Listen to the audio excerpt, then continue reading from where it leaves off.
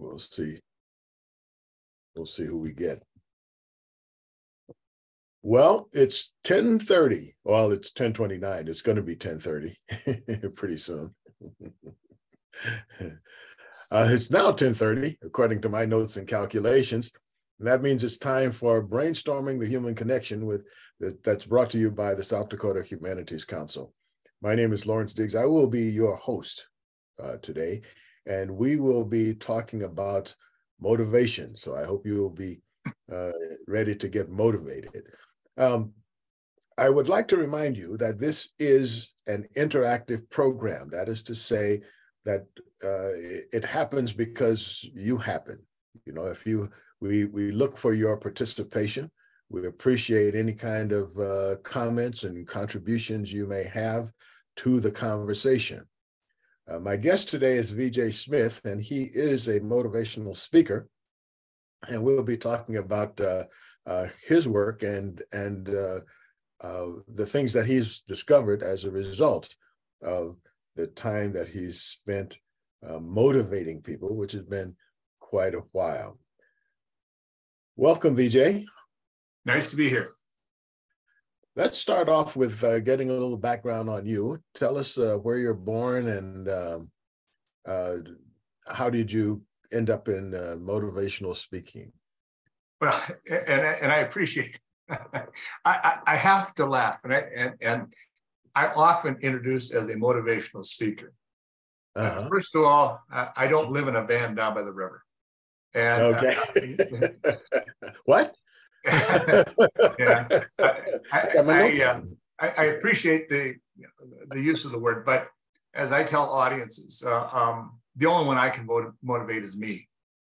Just like the only person who can truly motivate you is you. It's an individual decision based on your emotions or whatever. But getting back to where I come from, I was born in the town of Eureka, South Dakota, and I come from a family of, I have 3 brothers and 4 sisters.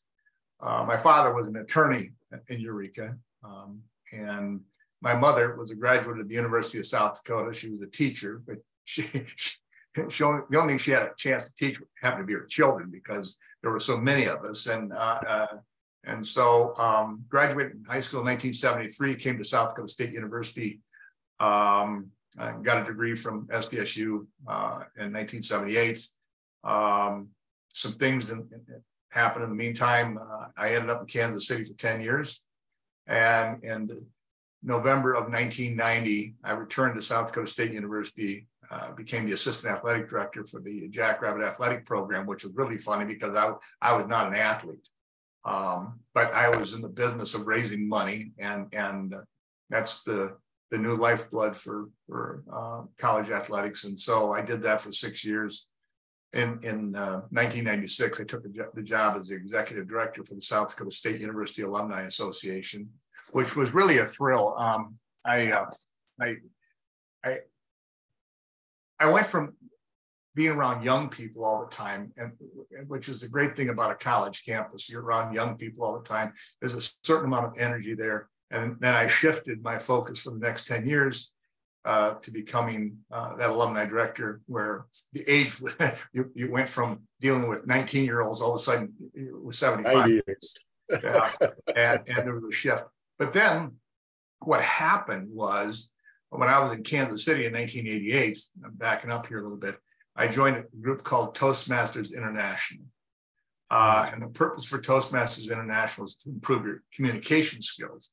And a lot of people think it's just talking. No, there's a component there about listening and listening to what is said and try to incorporate in the way you do things. And in 1989, I found out they had contests and you could win trophies. And I thought it'd be nice to win trophies. And so every year they do an annual event called the World Championship of Public Speaking. And I tried in 89 and tried in 90, 91. I would get past the first level, maybe the second level, and get sent back down and said, you're not ready yet. My ultimate goal was to get to the finals, where you start out with 25, 30,000 contestants, you whittle it down to 9. And when you're in the finals, you're standing on a stage in front of 2,500 people, and they're watching you on the big screens, and it's a very frightening moment. So, but in 1994, I got to the finals in Louisville, Kentucky. Didn't win anything. It was a tremendous experience.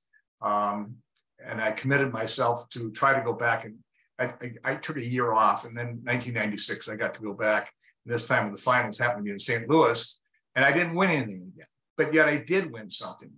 I got more out of losing than I ever would have out winning. And it's the truth, because it makes you hungry. And there was enough exposure there. And I'm going to take you on a side trip here for a moment.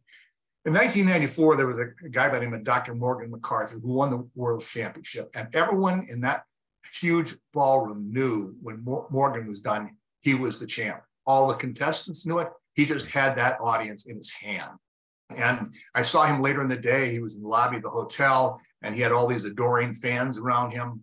And frankly, I wanted his trophy. I wanted his adoring fans. I wanted all the stuff. I became very envious. So as it turned out, Morgan left the business of being a veterinarian, and he got tired of pulling calves in March. And I could understand that. And he wanted to get into the world of public speaking. About 8-9 years ago, I met Morgan in Milwaukee. I was there to speak at a banking convention, and we had breakfast. And it was so sad because it hadn't worked out for him. And I could see the disappointment on his face. And I knew where I had been as an also ran. I wanted to find out where the champ went to. And it didn't work out for him, and he was back to pulling calves again. And I'm just so sad. Well, ironically, 2 years later, I'm back in Louisville and speaking in the room that I saw Morgan win the world championship. And so I sent a picture to Morgan of that room. And I said, champ, I'm at the site of your greatest victory. And he sent an email back to me that has stuck with me. And he said, I got the trophy, but you won the prize.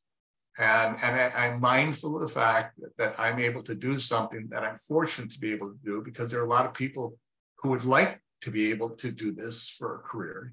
It's something that I never imagined long ago, but here it is, and grateful every day for that I get to do this.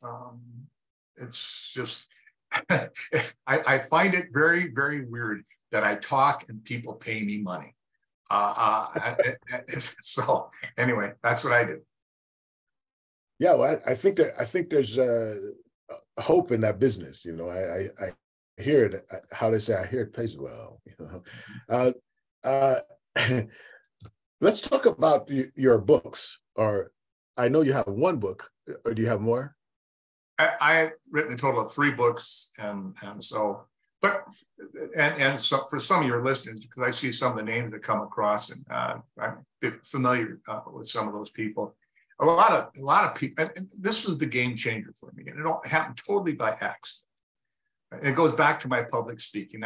Back in the mid to late 90s, I started doing a speech called "Simple Choices, Big Rewards," and one piece of that happened to be the importance of gratitude in people's lives, expressing gratitude constantly, appreciating the people around us, the people that we live with, the people that we work with. And I started talking about this little guy that ran a cash register at Walmart by the name of Marty here in Brookings. And I noticed when I would bring up his name and how he would operate, people in the audience were smiling, because a lot of them had seen what I saw. And so I wrote a letter to the CEO of Walmart, the chief executive officer in Bentonville, Arkansas. And I said, you got a superstar in Brookings, and you ought to know about it, because everyone wants to be in his line. I sent the letter, and that's all I wanted. And it was part of this idea of expressing gratitude. And the best gratitude happens to be from people who see you. You don't know them, but all of a sudden, wow. So I sent a letter. That letter came back in the chain of command. Because one day I was in Marty's line, and I wrote a check, and had my name on that check. And he looked at that name, because they read the letter to Marty in front of all the employees, associates, they like to call them. And he came around the counter and he's staring at me and I'm looking down at him. I don't know what's coming next, but he throws his arms around me and he buries his head in my chest and he said, "I don't know who you are, but thanks for doing that." And I threw my arms around him, just a couple of guys hugging at Walmart. And we became great friends. I hear that happens often at Walmart. Could be. But and we became great friends. And I would go over to his house, which happened to be a trailer home, every couple of weeks. He was part of that World War II generation. And I couldn't get enough of him. And so I, for the next 14 months, I would write things down. And then a year later, I started giving a talk called The Richest Man in Town. And the appeal, it was extraordinary, especially when I would take him with me. Because a lot of people believed he wasn't real. I was painting the picture that was not real. Right. So I would take him with me, but we had this deal. He couldn't sit in front of me when I would talk because he'd start crying because he couldn't believe that someone was standing on the stage talking about his life. And so I made him sit off on the sides and anyway, I'd introduce him at the end and there's always a standing ovation. I'd simply walk off the stage, have him come up on stage. People would be clapping for him. I'd walk off the stage and it was really something to look back and see that man on the stage getting the accolades. Well, he died in April of 2004. And a year later, a book came out, and I know some of the people here have seen this book. And this is the original cover of the book. It was self-published. Bought 1,000 copies of this book from a publisher that no longer exists in Sioux Falls. And they were gone in 3 weeks. And so we ordered 2,000. They were gone in 2 weeks. And this thing started happening. And we went through 10 printings. And at the end, the last 5 printings, having 5,000 at a time coming. And sold 27,000 copies of the book in this format, which was really amazing. It was all word of mouth. There wasn't this social media frenzy like there is now. And then I got a phone call from a book publisher in Illinois, and he said, "I want to take Marty to the world." And so for 8 years, this company called Simple Truths had possession of the book. And then about 7, 8 years ago, we negotiated and got it back, and the book now looks like this. And frankly, Lawrence, it's the reason why I get to do what I get to do, because a lot of people will read the book, and the next thing I know, I'm on an airplane or in my car going somewhere, and it's just wild. Well, that's a great story to hear, and I'm hoping that our audience and our panel here will not only take that in, but to see that you created something basically out of your head, just like your imagination, what you wanted to do. You found a way to create. So you're, in a sense, you are an example of the things that you talk about. Let's talk about what it means to be in the position of talking to people and encouraging them. Where do you get the motivation to get up and to actually create something that you feel that will help others to be their better selves? I appreciate the question. If anybody heard my talk about Marty that I started giving in March of 2001, it doesn't resemble itself. And the reason why is because so many people have approached me after I speak, or have written me letters or sent me emails and shared their stories. Similar stories, stories where people's gratitude changed their lives. And I'm able to incorporate many of their stories into the Marty story now. 45 minutes of my talk in say 2002, 45 minutes of my talk is about Marty. But now it's probably down to 20 minutes because there's so many other stories that get involved. And one of the things that I didn't realize as I had been putting this all together was that I don't speak to a certain audience, but I speak to everybody. It isn't like that I have been positioned to speak to just bankers or to medical people or whatever. I get to give the same message to a group of doctors in San Francisco at Dallas as I do to a bunch of fourth graders at John Harris Elementary School in Sioux Falls. And it's just amazing to me. It's the same words, it's the same stories, because everybody gets this. It's such a message of simplicity. And it's something that people want to, in this day and age, especially now, people want to feel encouraged, because you turn on the news and it's just a big old downer. And you think people are just rotten. And it's not that people are rotten.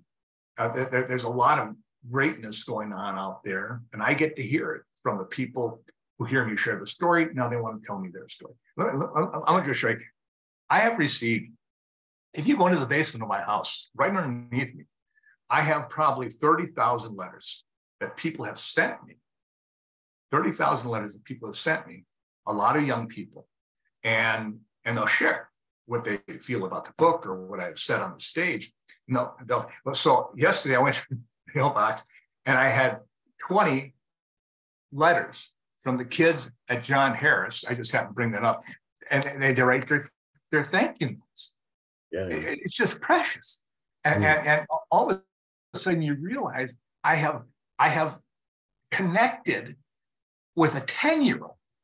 And I am 68 years old. I never imagined when I started this journey that I would still be able to connect with young people. Yeah.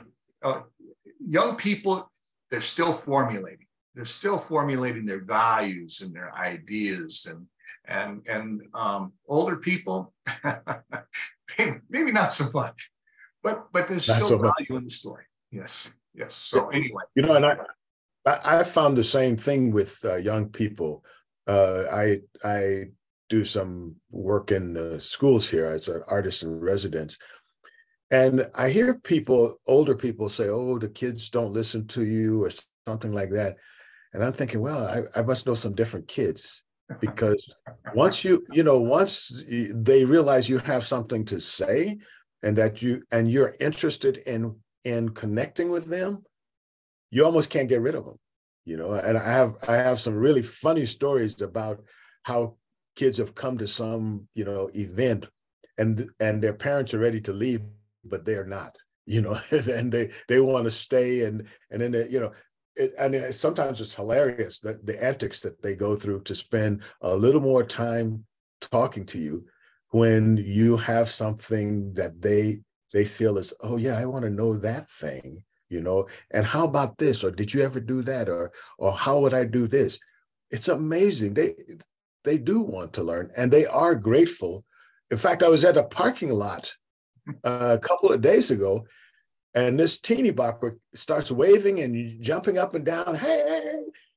And it's a kid that I had in one of the schools, and she had to tell her mother about, oh, he came to our school, and she had all kinds of stories to tell. So I think that there are those, opportunities, let's say, for us older folks to connect with those.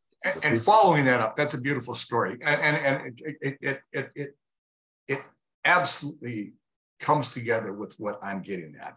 I'm going to share a couple of stories. Sure. The most beautiful thing about the message that I give, and it's the same title of the book, The Richest Man in Town, is that it appeals to the kids who are on the periphery of life, the kids who don't seem to fit or feel that they don't fit. And it affects them the most. I'm going to give you two examples. In January, I was in a school in northern Iowa. When I walked in the gymnasium, there were probably 300 kids sitting in the gym on the bleachers. But there was a girl with brightly dyed red hair sitting up in the corner. She has purposely removed herself from everyone. And I'm sorry, when I'm being introduced, the superintendent is introducing me, I looked at her and I said, I came for you. I said it not loud, but I just said it, I came for you. And sure enough, when I got done, as what normally happens, the kids come down, especially the kids who really identify. And I could have 50 kids in front of me, and they want to shake my hand, they want to hug, they want to say something.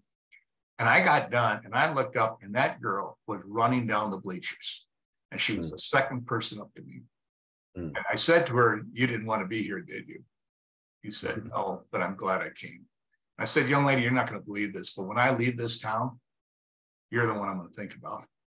And what you heard and how it connected with you. But I appreciate you coming up. So that's story number one. Story number two was 2 years ago, I was in school in South Dakota.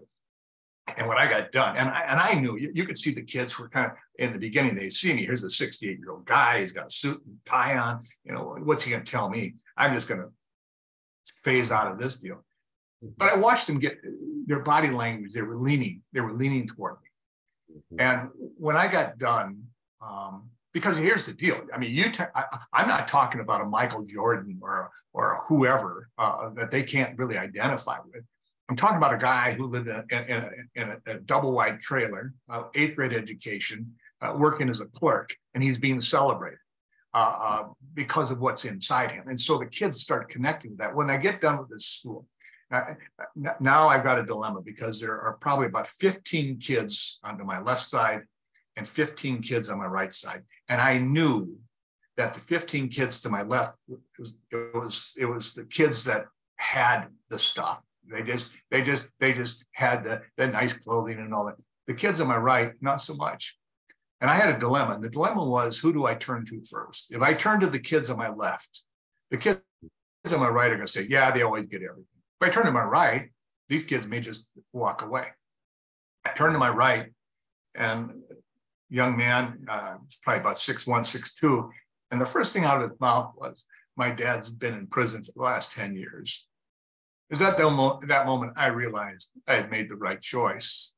And all these kids had stories. These kids to my right had stories about the difficulties. And sure enough, the kids on my left, not all of them left, but most of them walked away. But then you drive away from that town or these other places that I've gone to and realize there's no way that you can affect or impact every kid in that audience. And there are kids that you don't know that are just in tune with you. They're just locked onto you. And they're just swallowing every word that you say. And you realize that's what I'm there for. I'm not there for everybody. I'm there for people who need that positive. Anyway, I get tongue twisted when I think about all those kids because I've met a lot of them. And one more thing I'm going to say about this. I was a legislator in South Dakota for 4 years. I was in South Dakota State Senate. And I told my colleagues behind closed doors often, especially on the transgender issue. I told them so often, I've met more transgender kids than all of you combined ×5. Because when I get done speaking, a lot of these kids will come up to me. And I look into their faces and they're scared and about the acceptance and all the other stuff. And I would hug them and they're just looking to be hugged. I'm a person. And I know the fact that I had gone out to these schools and had seen all these different kids. And it isn't the days of Leave It to Beaver and Ozzie and Harriet. It's a different group out there. And I became very, very sensitive to the kids who are in schools, especially the kids that are going through difficulties. So. Yes. I want to open, we're going to come back to this because there's more to cover. I want to open it up to our esteemed panel here, all the folks on. If you have any comments, questions, stories, just open your mic, raise your hand or something, and as they say, speak up. Betty? Good morning. I would just like to say Well, I just want to say it never was Leave It to Beaver or Ozzie and Harriet. And there were many of us that thought we were the only ones that didn't have that.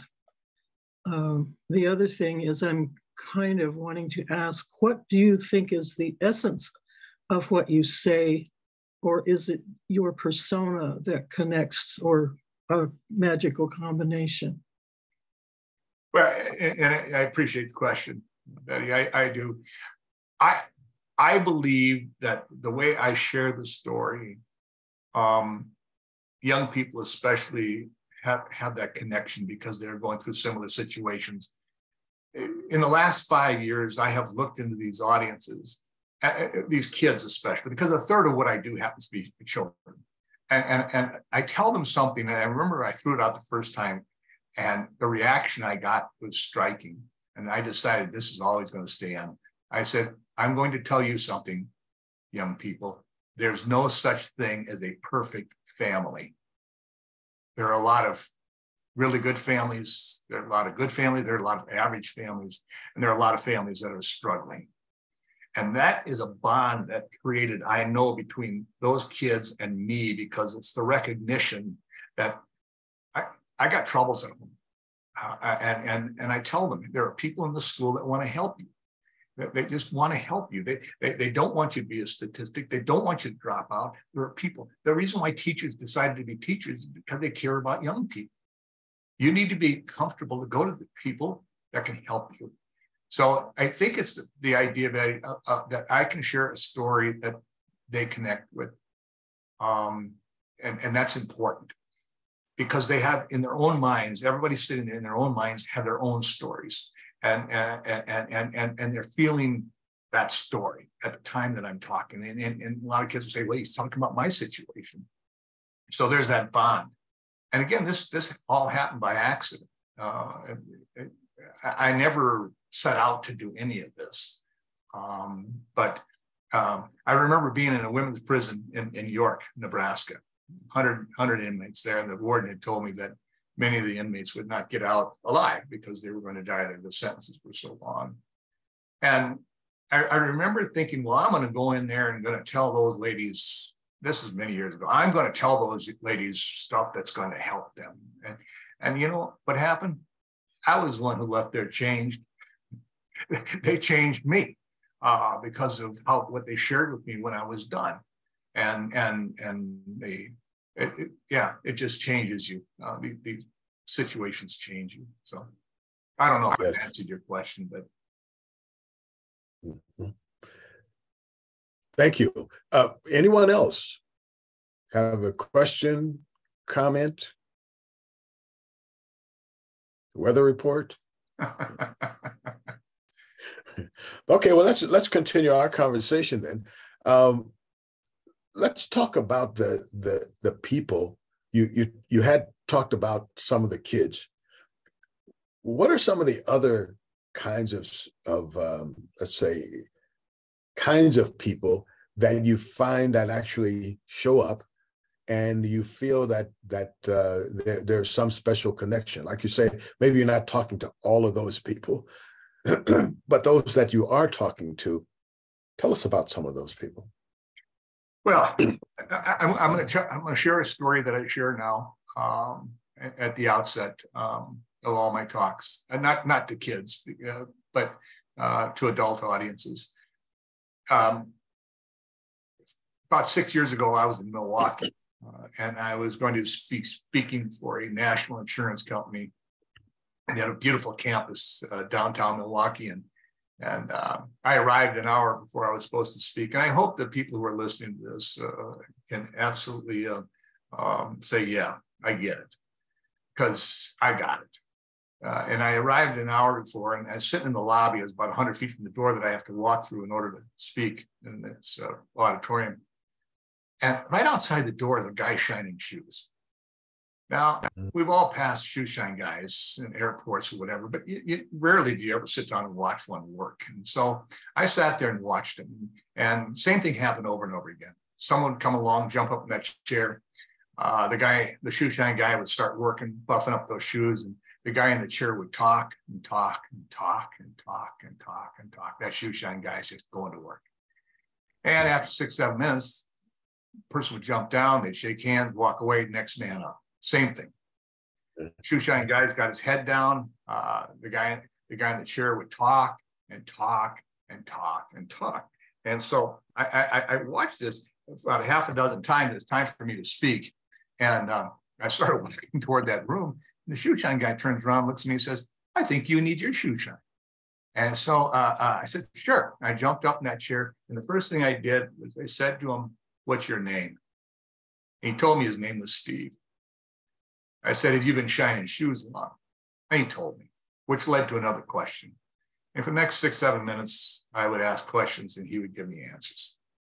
And when I got done, I jumped out of that chair. I had the shiniest shoes I've ever had. But I walked into that room incredibly inspired. Because I'm standing in front of a couple hundred of these executives. And the first thing I said, normally I think about what I'm going to say before I say it, because I don't know. I want to make sure it sounds okay and think about it. But now I'm going for broke. And so I said, how many of you people know Steve right outside the door? Steve. 8 people raised their hand. And I said, "You know the guy shining shoes." Well, everybody raised their hand. Everybody knew that shoe shine guy was sitting around. Didn't know his name was Steve, but the guy shining shoes. I said, "How many of you know that for a period of his life, he was homeless here in Milwaukee, living in his car with his 2 little girls? How many of you know that?" And nobody raised their hand. I said, "How many of you know that he's really proud of the fact that he worked so hard and he put those 2 little girls through college? How many of you know that?" And nobody raised their hand. I said, "How many of you know that he's been so entrepreneurial that he has 2 other shoe shine franchises here in Milwaukee and 1 in Chicago? How many of you know that?" Nobody raised their hand. I said, "You know why I asked him? You know why I know that? It's because I asked him to tell me about his life." And he shared. And the point, as I tell the audience, is that there's so many people in our lives who live in the shadows. We see them, but we really don't know them. And it's amazing how your life changes by investing in someone else's life and what develops from all that. And frankly, I look back at my story about Marty, the cashier. A lot of people saw him. They tell me all the time, "I saw the same thing you did." But it's just a reminder to me how our lives are absolutely enriched when we get to know someone. But it takes time and getting past that comfort of actually investing a little bit, asking questions. Because as I tell other audiences, I say, and I apologize, Lawrence, for just going on and on here, and I apologize to the people who are listening, but because I've been around the sun 68 times, and you learn a lot of stuff if you want to, in 68 times around the sun. And I say to audiences, you know what the greatest sin of mankind is? Do you know what the greatest sin? I asked that in college students about 4 years ago or here in Brookings, and I said, "What's the greatest sin?" And I kept quiet. And finally, after 30 seconds, I wasn't going to talk till someone says something. After 30 seconds, the young guy said, "Murder." I said, "Well, that's a big sin, murder. You got to think deeper than that. What causes someone to take someone else's life?" And there was no answer. And I said, "You can take this to the bank, young people. The greatest sin of humanity is selfishness. Selfishness. You look at the 10 Commandments. They all have their basis in selfishness. You think about all the ills that this world has right now. It doesn't matter where it is. It's selfishness. And just as soon as people start doing a little bit more thinking about we rather than just me, things get better. And so that's kind of the code that I live by. How can I impact we? Because what you learn is that when you lift up someone else, you get lifted up. Because we call it selfish. I want me to be first. You lift up someone else. Oh my, what a ride you get! And that's the ride I'm on. It is. So. Excellent. I can really identify with the things you're talking about in terms of giving people a chance to talk about themselves and giving people the feeling that you are interested, because I think a lot of people are lonely because sometimes it's because they're selfish, because they only think about themselves, so nobody thinks about them. But sometimes it's because others are selfish and just don't even recognize that they exist. And I find that so many people that I run into they are like walking around invisible. I mean, as far as they know, they walk with a cloak of invisibility. And whereas sometimes we think of that as a superpower, for many people, it's a curse because nobody seems to care about them. So given an opportunity, like you were saying, it's almost like being in the desert. If you think there's nothing there, but if you lie down for a few minutes, you'll find there's a whole bunch of things there, and they come to visit you. And if you lay long enough, they'll get in your sleeping bag too. So there's a lot of people who need what you gave to the shoe shine guy. The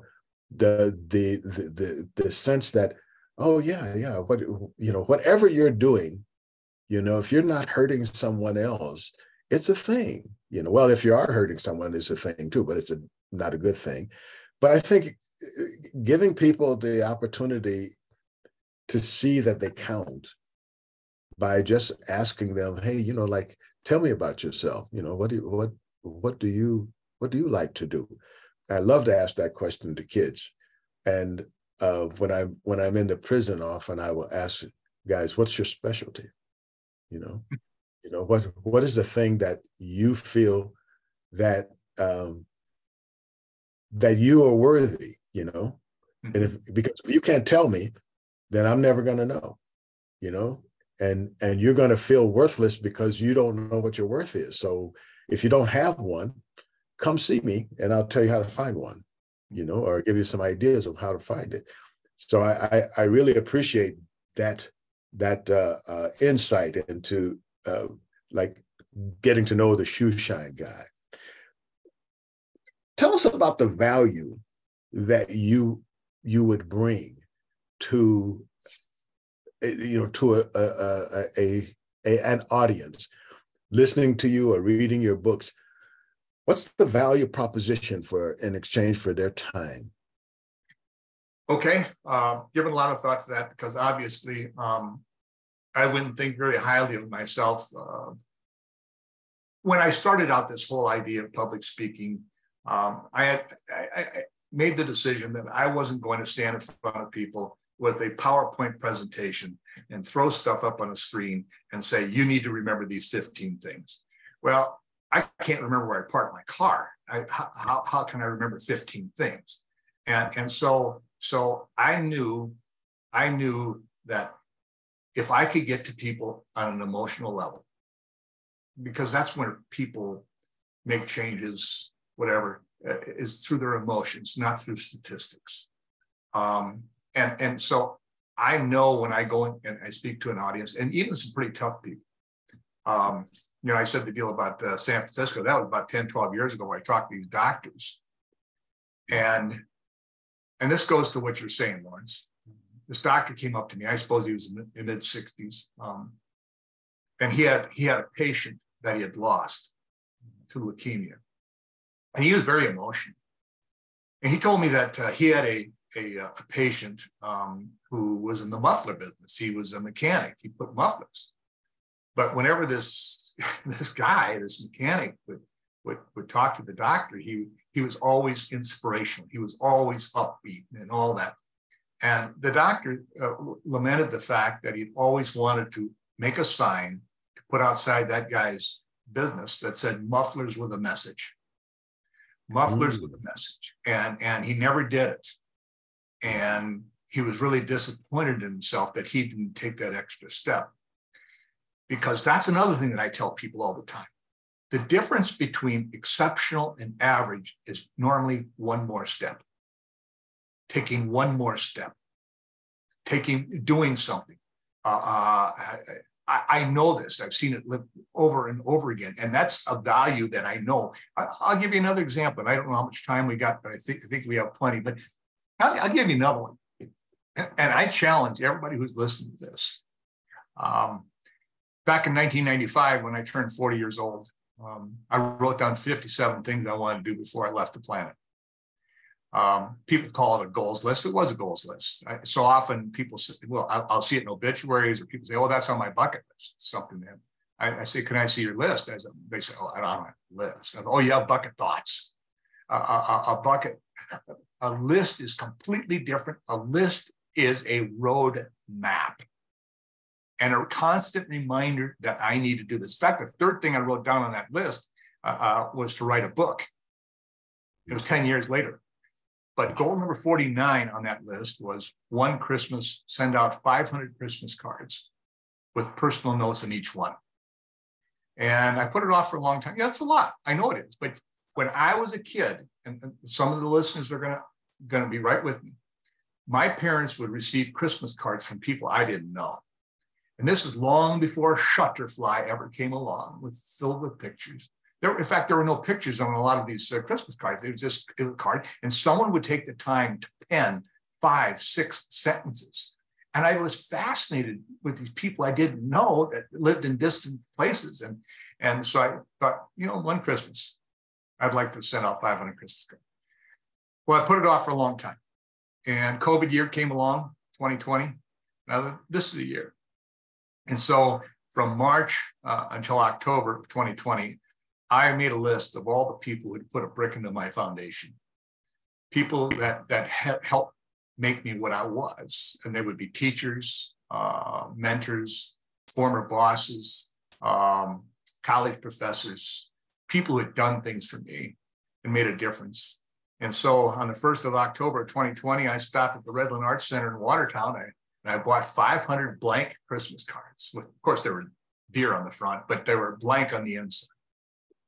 And I wrote to each one of these people and told them what they did for me. And on the 3rd of December 2020, I put 503 Christmas cards in the mail. And I cannot tell you what I got back. It's emotional when I think about it. And I got it downstairs. Their responses, it's called my treasure chest. It's in a box. And the first thing these people said back to me was, thank you for remembering me. In the beginning, I thought, of course I remember you. And then it dawned on me, how did they know? You never told them before. And all of a sudden, you're springing it on them now. And the people, a couple of things, 26 of those people have now died since Christmas of 2020. And I'm left with the feeling of no regrets. Because a lot of people, when someone dies unexpectedly, they say, I wish I would have told him this. I wish I would have told her this. I wish.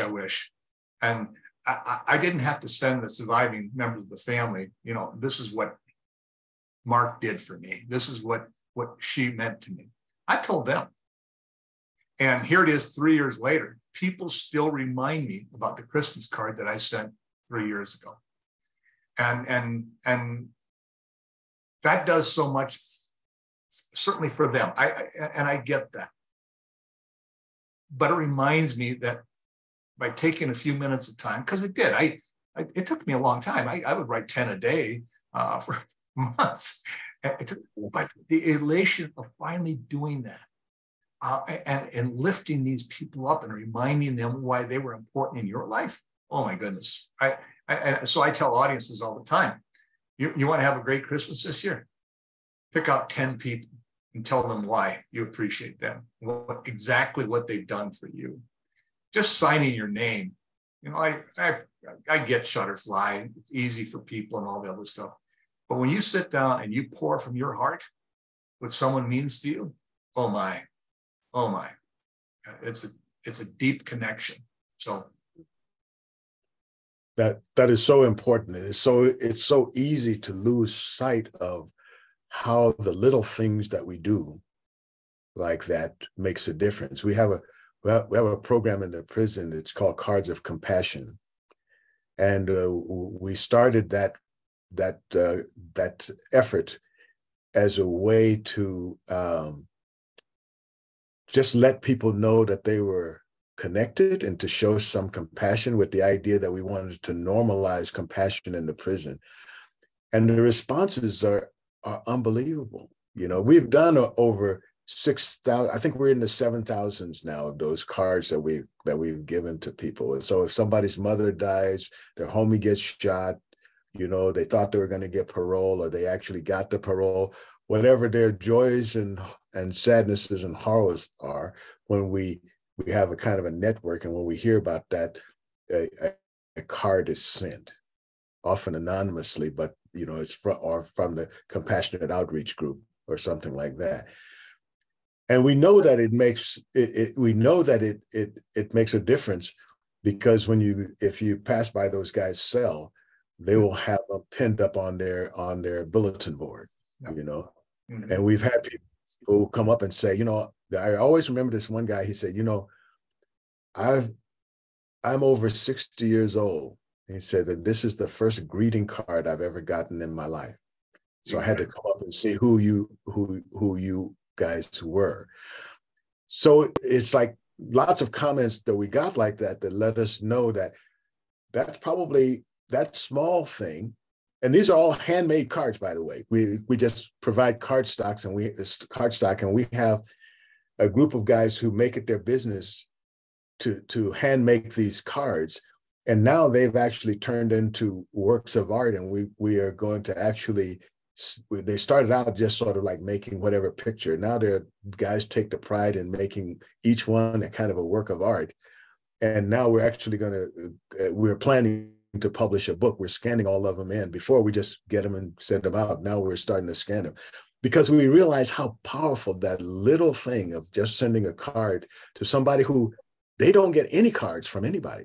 Some of them never get letters. Their families, even the person they went to jail for, you know, in place of that person, that other person committed the crime, they went to jail for that person. And that person doesn't even send them a card, you know. So those kind of little things make a big difference. Well, Lawrence, just to add on to what you're saying, one of the cards that I sent in 2020 was to a guy who helps me all the time. He works at a store here in Brookings, and I mean, he sends me texts when there are specials, and he just remembers you. And so I sent him a card. Mind you, this guy was a single dad. His former wife left him for someone she found earlier in her life, and he's left with kids. So he's raising these kids, and he's a tremendous man. And so I sent him a card. He sends a note back, and he said, "My parents are dead. I have no brothers and sisters, and yours is the only card I'm going to get this year. You didn't give me a card, you gave me a gift." And I told him a couple of months ago when I was at the store that I'd bring him up, not his name, not where he works, in front of audiences, and the impact his story has on other people. And you know what he did? He hugged me right there in front of all his employees. And it was just a marvelous experience. It is. And this goes back to the idea of lifting people again. And you lift them by getting to those people in the shadows, telling them that they have value in their lives, and you know their value because they give value to you. So anyway. Well, you know, both of us seem to be wordsmiths. So now I'm going to go, like you were saying, go that next step and ask, when you talk to people, can you give us some ideas of the practices that you can suggest to them? Because at least for me, I got to the point that I wasn't satisfied. I recognized that I can give people ideas and tell them, hey, you know, like this will make you happy or something like that, or you could do this, or here's something to look at and something to think about. But many people didn't know how. You know, it's kind of like when you go to church or some other place and people tell you about controlling your let's say your sexual interest, your sexual drives, but they don't say how.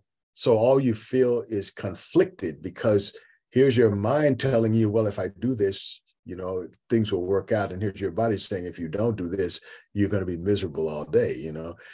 And so you're faced with that conflict. So when we talk about kindness, for example, how do we help people, or can you give us just whatever kind of thing you would like to talk about?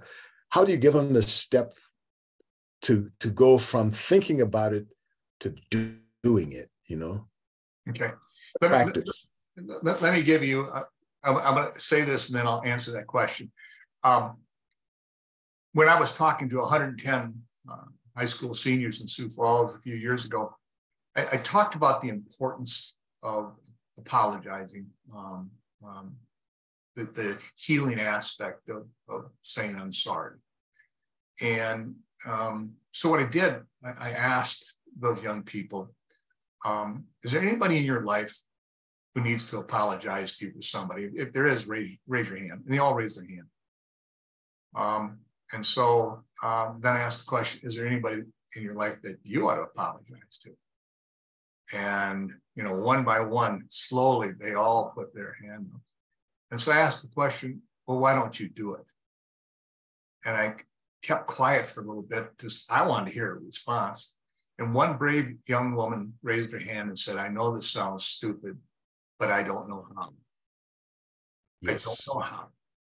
Yes. And it didn't sound stupid to me because it took me a few years to figure out how to really apologize. And so I said to this group of 110 seniors, what you do is you look at that person and say, I'm sorry I said that. I'm sorry I did that. And oftentimes we muddy it because people will say, I'm sorry I said that, but. I'm sorry I did that, but. And that's not an apology. That's an excuse. And people just want to hear it flat out. Because how are you going to argue when someone says, I'm sorry? Well, I think, you know, I would like to continue on this theme because that's one that's important. But I think I would think a little different, maybe not differently, but a little under the cover of that person's response to I don't know how. I think that the I don't know how part is the internal struggle that you have to get that thing that you know and you feel you should do, but it doesn't, somehow it gets stuck in the throat. Somehow your brain, you know, maybe it's a thing about courage, you know, and then one says, well, how do you get courage, you know? But I find that a lot of people they have cognitively, they know, and you don't have to convince them that there's something they should do. But then somehow, you know, there always seems to be something that gets in the way of them doing what they want to do, not just what someone told them they should do. Yeah. And so, as I say in my talks, because I really focus on graduation and the fact that you're going to get gifts when you graduate, the importance of within the following 2 weeks sending a thank you note, not a text, sitting down and actually writing thank you notes. And I tell them, you don't have to be Shakespeare. You don't have to be Hemingway. You can write one sentence or two sentences. The only thing you have to be is who you are. And because people want it, because in your handwriting, I tell them, we see your heart. And you keep those things. And how good you feel that you've taken the time to acknowledge someone's kindness toward you. Don't lose that moment. Don't lose that moment. And then I tell them, hey, tonight when you go home, and who's ever made you the meal or bought you a meal, you make sure you tell that person, I appreciate it. I really thank you for what you do for me. You may take it for granted. Don't take it for granted anymore. And you'll be surprised. If you show enough gratitude, you're going to get some of your favorite meals more often. So I just, a question, is anyone else getting a hum or something like that? Anybody getting a hum on their speaker? I heard it briefly and then it went away just a few moments ago. Okay, yeah, okay, all right. So I'm not sure where it's coming from, but you know, we're on Zoom. This is going around the world in packets. Okay, so okay, so we're getting near the end of our time today, but if you could leave us, we always try to end at 11:30. Hint, hint. You know, if you could leave us with something that each of us could, let's say, take home, what would be the take home thing? Well, I'm going to leave you with how I leave my audiences. I have to believe that many of the people who are listening to this are a little bit older, probably, maybe some people in the middle, but this is the deal. I tell everyone, young and old, someone is looking up to you. In someone's eyes, you are their hero. And some have told you, grandma or mom, dad, you're my hero, whatever it is. And what an elevated position to be in. And some will never tell you, but they're watching the way you talk to people, the way you help people, because they want to be just like you. And I was reminded of that when I was in Windham, Minnesota, a few years ago. And a woman, I suppose she was about 60 years of age, came up to me and she said, I want to tell you what happened 3 weeks ago at McDonald's.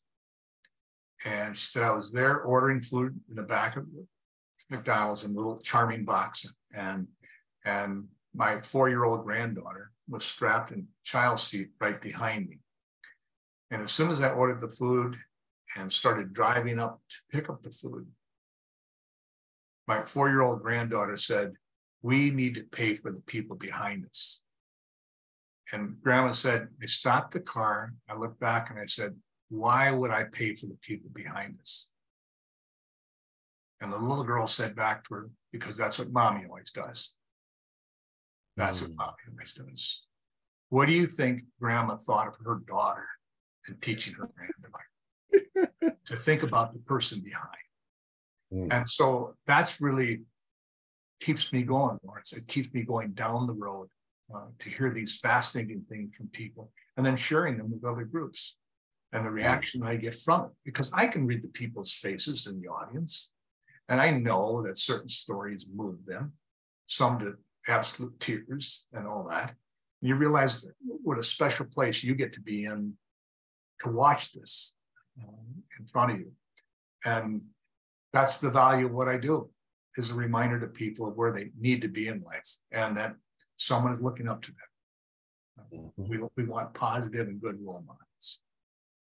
You know, I'm going to think too that you give them some options, you know, that just from the things you've been saying here today, there are a lot of things that just haven't occurred to people. Sometimes it's poking them in the eye, but somehow they don't see it, you know. Sometimes the sound is so loud we can't hear it too, you know. And sometimes we just need to be in position and it's just the right time. So one, I want to thank you for just being out there, you know, to bring that to people, because I think that's special work to do that. You know, it is special work to bring people to a point where they can see something in themselves, and just as important, they can start to see something in others. They can see, from seeing the value in themselves, they start to see the value in others. So thank you for that. We have just a little more time. So I almost hesitate to open it up to the audience, because it's just about this time that they ask a deep question that takes a half an hour to answer. They've been warming up. But can you talk to us just how would people find you to, you know, to if they wanted to maybe have you to come to speak at wherever, their church or school or business or whatever, how would they come to find you? Well, the one is the internet. All you have to do is Google my name, speaker, and I'm not going to give you the website address. It's in the chat anyway. Right. Yes. I saw that. But the company is called lifesgreatmoments.com, Life's Great Moments without an apostrophe. So that's how they can find me. I stopped doing Facebook postings as soon as I got into the legislature, because people want to take nicks out of you. You know, poking. Poking. I just thought I don't need to do this. I'm trying to do a good thing, and I. By the way, that my time in the legislature was the most difficult thing I've ever done in my life. Yeah. And all I wanted to do was try to help, and I'm happy for it. And now I'm back on the road full time and get to go to places that I never thought I'd see. Yeah. And meet people that, oh my goodness. And they tell you stories. They tell you stories. It's amazing how storytelling is so important. And once we get into telling our story and listening, other people tell us the most fantastic stories. And I often say this to the guys that's behind the wall: you wouldn't be here if you didn't have a story. You know, when we do our writing workshops, I said, they don't let you in here unless you have a story. That's the cost of your room and board in here. Is like, you have to have a story. Otherwise, they don't give you time in here. You know, this is, you know, for you, this is a special place. So I think learning our stories is important. And so thank you for sharing your story. And we want to thank everyone here for coming and being a part of this very interesting and let's say educational time that we spent with VJ Smith. Thank you, VJ. My pleasure. We'll see everybody next week, same time, same station.